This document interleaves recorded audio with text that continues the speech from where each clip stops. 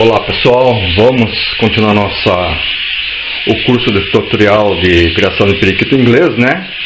E nesse episódio aqui a gente vai falar sobre o assunto, sobre o acasalamento dos periquitos, montar os casais para posterior procriação.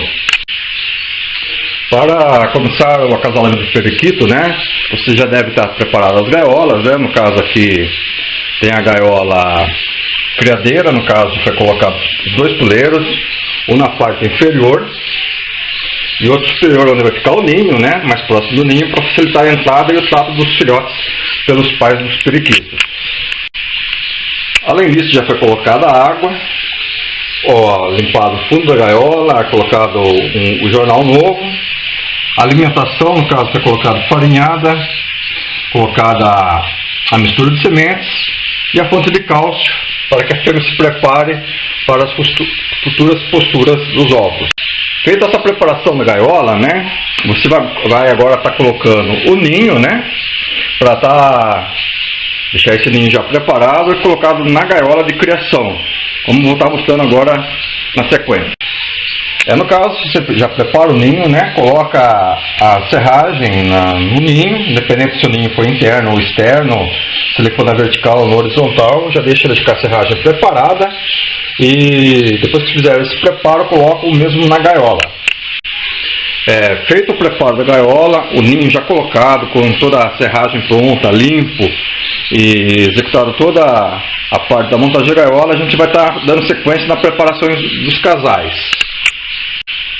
Falando dos periquitos que irão para a gaiola de reprodução, é bom deixar bem destacado, né, que as aves devem estar com a saúde em plena forma, no caso as fêmeas também no ponto de criação, com a idade apropriada, no caso aí depois dos 10 meses de idade, né, tanto para macho como para fêmea, para não ter problemas nas posturas, ovos brancos, ovos entalados.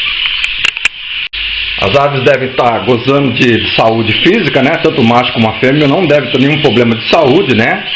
E também, antes da preparação de reprodutores, o certo é você estar vermifugando e dando vitaminas para essas aves. No caso, o vermífugo você pode estar usando o Avitrin vermífugo, né? Geralmente ele é usado durante 3 dias, né? 3 gotas num bebedouro igual a este, né? Então você vai trocar, todos os dias você acaba trocando a água e adicionando o vermífugo. Isso pode ser antes de soltar os casais na gaiola, ou pode aproveitando durante o período que eles já estão montados na gaiola, porque você está levando em torno de 3 dias, então não é muito tempo para você deixar o preparo das aves.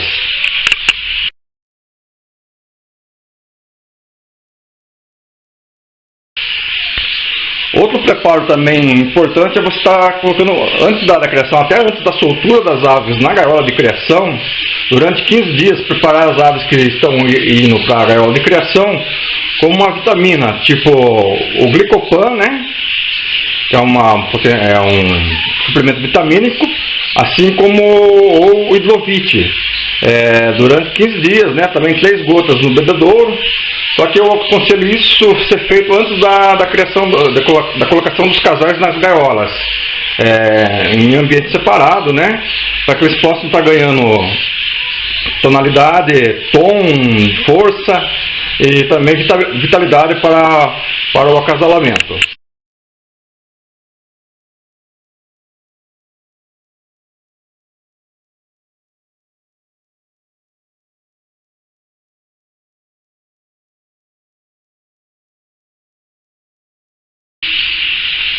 No caso, antes da colocação das aves na gaiola, eu vou estar mostrando 2 procedimentos que a gente faz também antes da colocação de cada ave na gaiola. A primeira seria o corte de penas na região da cloaca, tanto do macho como da fêmea, né? Para que evite os ovos brancos. E também eu coloco uma gotinha de Ivomec na coxa das aves, né? Para também estar ajudando contra parasitas internos, né? Também tipo um vermífugo, né? Ou parasitas externos, tipo ácaros, piolinhos, caso apareça nos ninhos. No caso, vocês vão estar segurando as aves na mão, no caso aqui é a fêmea, né? Eu vou mostrar como se procede a cortura, ao corte das penas da cloaca, né? Você vai precisar de uma tesourinha de tamanho pequeno, né? E vamos estar procedendo o corte. Você segura as aves dessa maneira, com o pescoço entre os dedos, a perna presa, para que ela não movimente na hora do corte, para não estar machucando a ave. Então vamos fazer o procedimento na sequência. Com a ave presa já na mão, né? Você vai proceder da seguinte forma: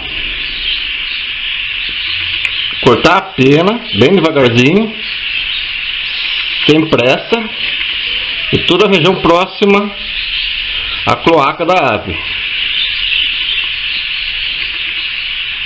Da seguinte forma, sem machucar, sem estar fazendo qualquer dano à ave, bem calmamente, tirando todo excesso de pena na região, tanto do macho como da fêmea, seguirá esse procedimento. No caso aqui já estamos quase finalizando o procedimento, né? Tirando todo excesso de pena. Não é doloroso a ave, né? É um processo indolor, desde que você tome cuidado. E aqui no caso já começou a aparecer a região da cloaca da fêmea, tendo essa parte branca aparecendo. No caso aqui você já começa a ver, já está quase no ponto. E assim é o procedimento de corte das penas. Quanto ao uso do Ivomec, né? Eu uso esse Ivomec aqui, o injetável, né? No caso ele custa em média em torno de R$25. Eu, além do Ivomec, compro uma seringa, tiro o medicamento dentro do frasco, através da seringa, através da agulha, né? E fazemos o seguinte procedimento quanto à aplicação na ave.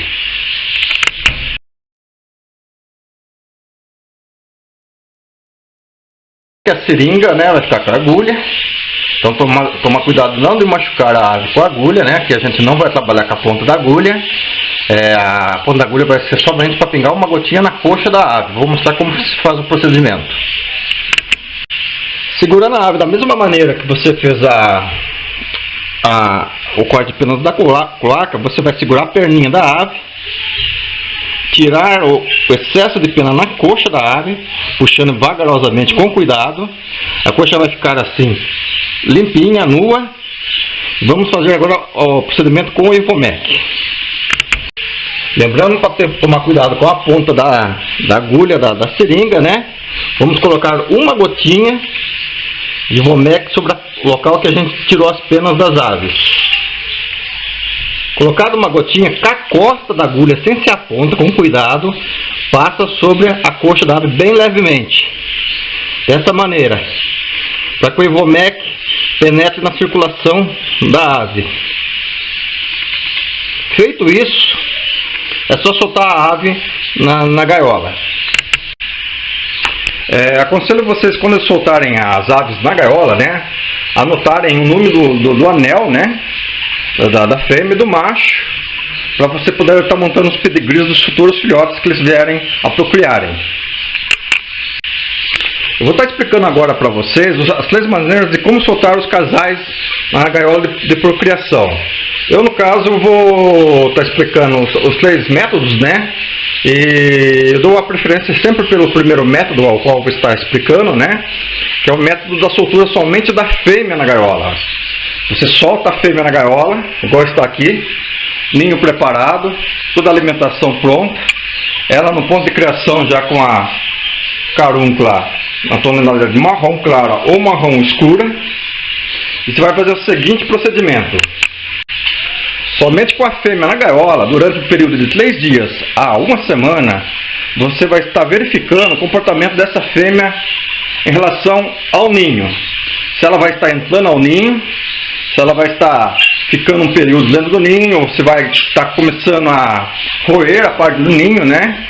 Em caso positivo, essa fêmea estaria já no ponto de criação e vamos fazer a segunda etapa desse procedimento.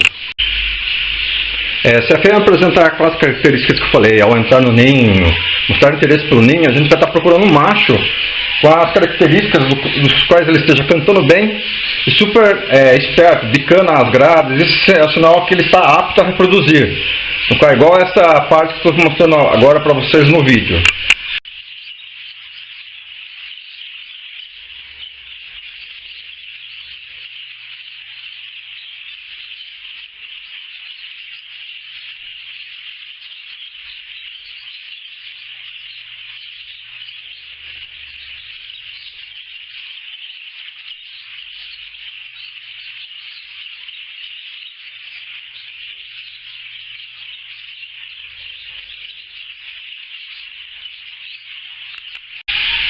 O macho, no caso, vai estar separado em outro ambiente, né? Longe da fêmea que você já separou para a criação.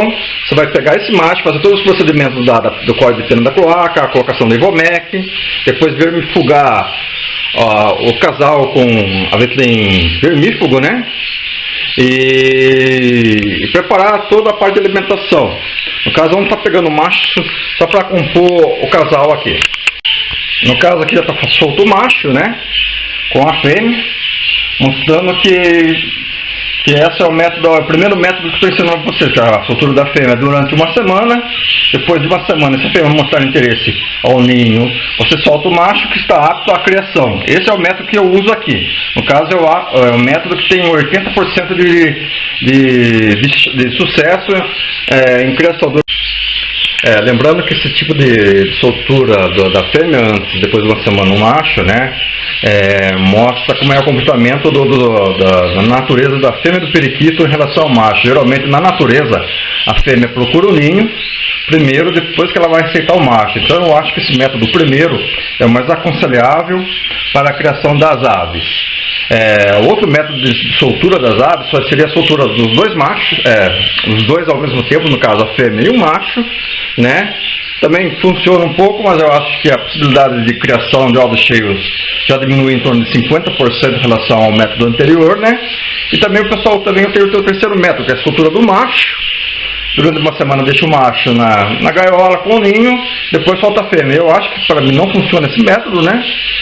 Porque inverte totalmente o curso normal da natureza e muitas vezes você não chega ao êxito da criação. Então eu sugiro, caso vocês prefiram, né?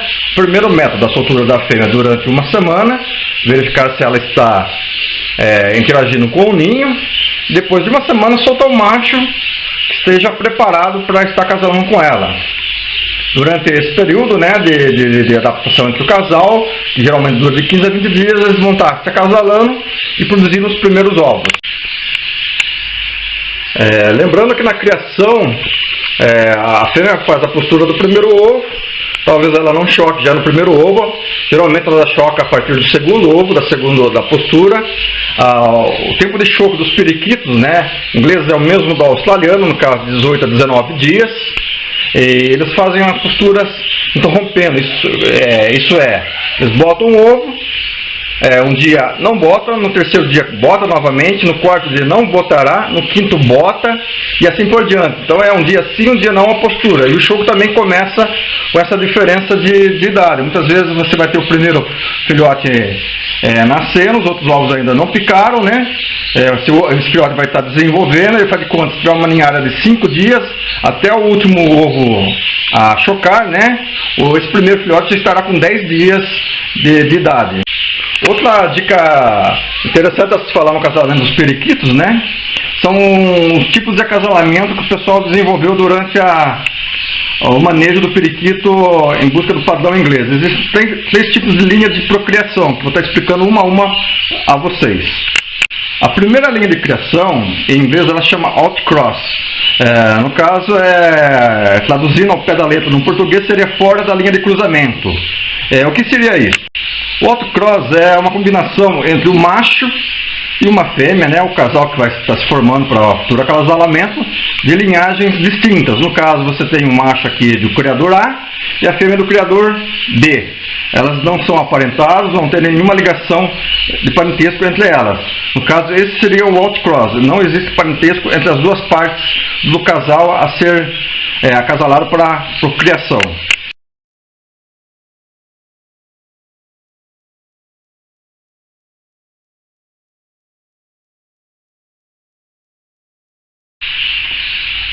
Ou a segunda linha de procriação que o pessoal chama é a inbreeding, que traduzindo seria assim na linha na criação, no caso, né?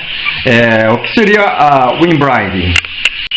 O inbreed já seria o acasalamento de uma família de parentesco próximo. No caso, aí você tem, supondo que essa fêmea que está na gaiola que seja prima do macho. No caso, é um exemplo de inbreed. São aparentados, né, de uma linha mais distante. No caso, geralmente são utilizados tio, primos ou sobrinhos, né?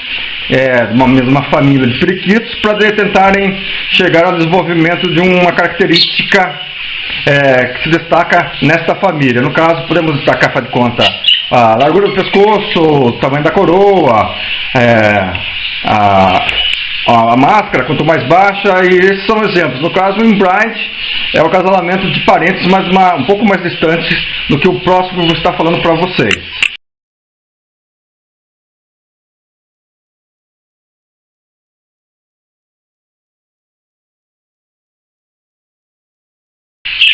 Outra linha de criação que o pessoal usa, conhecida também, é a line inbreeding.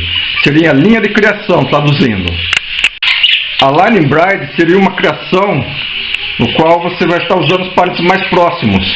No caso, mãe e filho, ou pai e filha.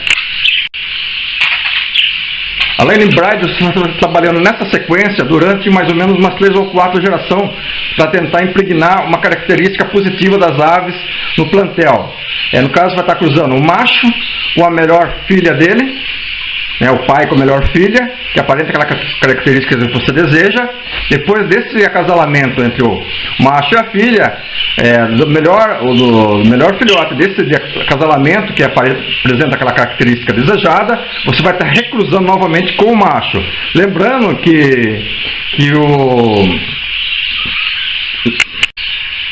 que esse tipo de acasalamento line inbreed é usado para machos ou fêmeas que apresentam características muito boas.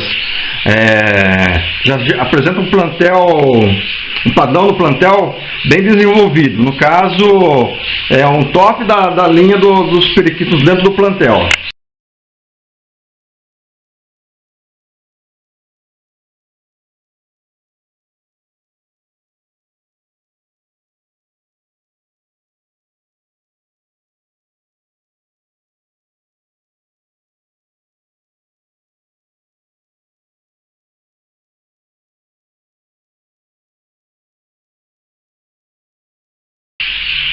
Eu aqui no meu criador utilizo os dois tipos de acasalamento. No caso, o outcross, seria acasalamento de famílias distintas, né?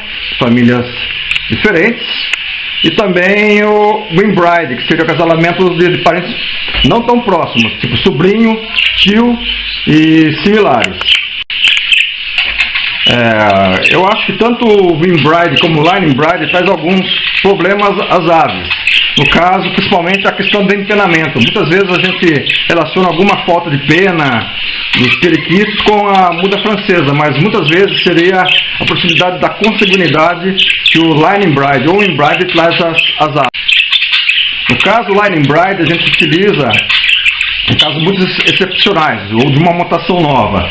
E o inbreed é para você melhorar as características. E sempre lembrando que no inbreed seria bom sempre estar fazendo uns acasalamentos outcross para não ter problema com o empenamento da ave. Senão muitas aves podem ter problema de nascer com rabo pequeno, rabo curto, empenamento na asa defeituoso. E os outcross ajudam a que refresque o sangue das aves. No caso, então, a gente teria aves melhores, né? Leva um pouquinho mais de tempo que uma criação inbreed direta, mas pelo menos você vai ter umas aves de uma qualidade de pena melhor que um acasalamento direto do inbreed. Finalizando no assunto acasalamento, né? Creio que foi dado uma pincelada como acasalar as aves, como fazer o acasalamento, né? No próximo vídeo a gente vai estar falando sobre a postura, os ovos, como manter o controle, anilhamento dos filhotes, né? Então seria uma outra etapa da criação. No caso, vamos estar finalizando esse vídeo, né? Espero ter passado alguma coisa da questão de acasalamento, né? Vou tentar deixar também alguma coisa sobre Embroid, Line Embroid, Outcross, para facilitar a explicação. Agradeço a todos, tchau, um abração.